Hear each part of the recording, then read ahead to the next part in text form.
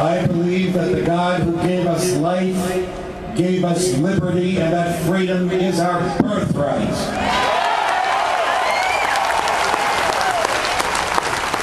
I believe that the states created the federal government and not the other way around.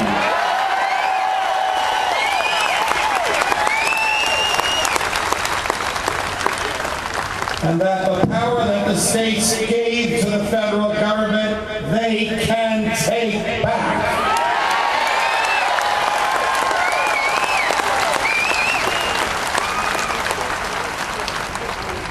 When we were colonists, and the king and the parliament needed money from us, and they always seemed to need money, they devised ingenious ways to tax us.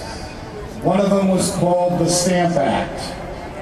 The Parliament decreed that every piece of paper that the colonists had in their homes, every book, every document, every deed, every lease, every pamphlet, every poster to be nailed to a tree, had to have the king's stamp on it. You had to go to the post office is bad, you had to go to a British government office and buy a stamp with the king's picture. Question: how did the king know that his picture was on every piece of paper in your house?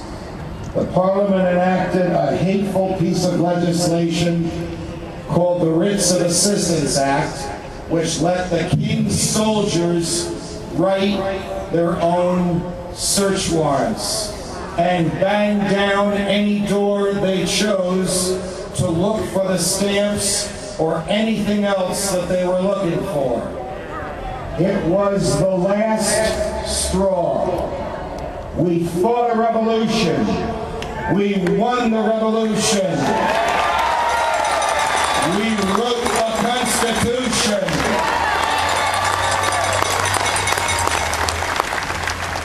The Constitution doesn't grant power, it keeps the government off our backs.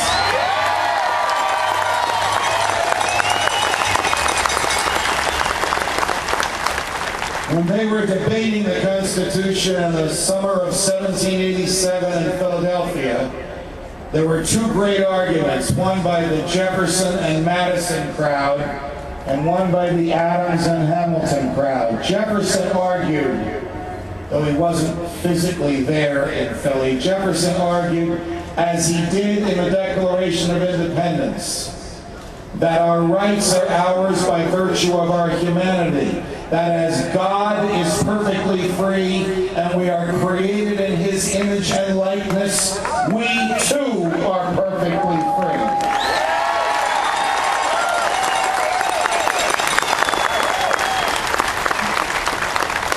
The big government crowd, yes, they had them even in those days, argued that you can't have freedom without government, and that government gives us our rights, and therefore government can take them away. This is not an academic argument. Jefferson and the natural law argument prevailed because the Constitution was written to keep the government from interfering with our natural rights.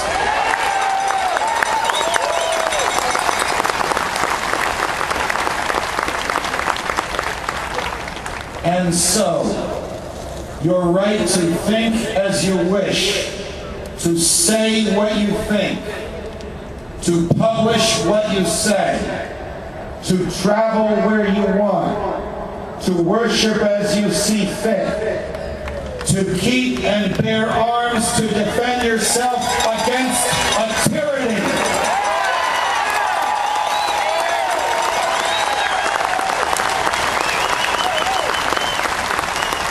And after the right to life, the greatest and most uniquely American of rights, and I say this in front of the seat of the government, it is the right to be left alone.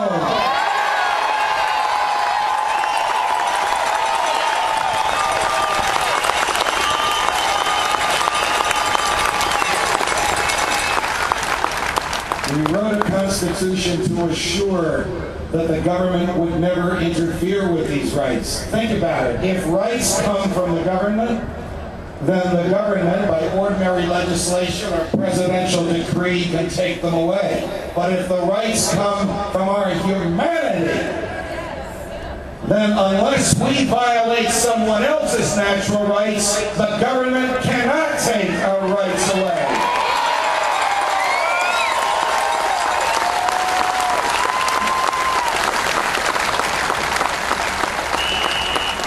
This is not just a Democrat, uppercase D, or a Republican, uppercase R problem. It is a problem with government today. There's a Republican version of big government just as assaultive to our liberties, and there's a Democrat version of big government.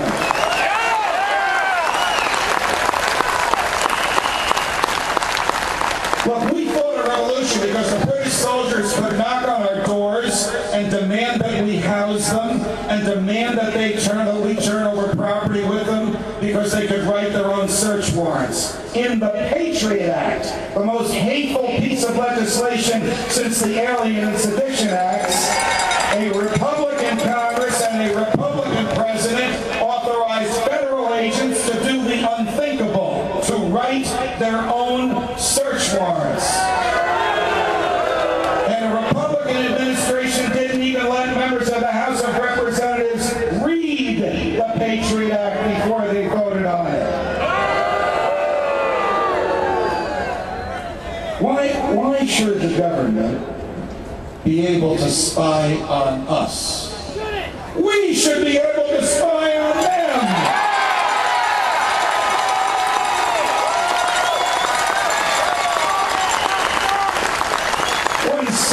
Judge is rationalizing away our liberty, or some congressman is plotting to take your freedom or your tax dollars, we should know what they do every minute that they do it.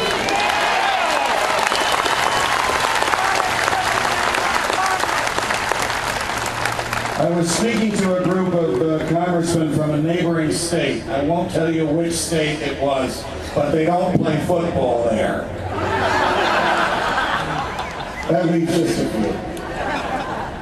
And they came up to me and said, this is the first time we have heard that the Patriot Act allows federal agents to write their own search warrants. Remember, in the Constitution, we put in the Fourth Amendment, the right to be left alone, to make sure that if the government had a target, no matter how guilty the target, no matter how widespread is the belief in the guilt of the target, no matter how dangerous is the target, the government has to go through a neutral judge with a search warrant before it can get to that target. These members of Congress said, we didn't know that the Patriot Act allowed the government to bypass the courts and write any search warrant they wanted. And then I asked them a question that I knew the answer to already.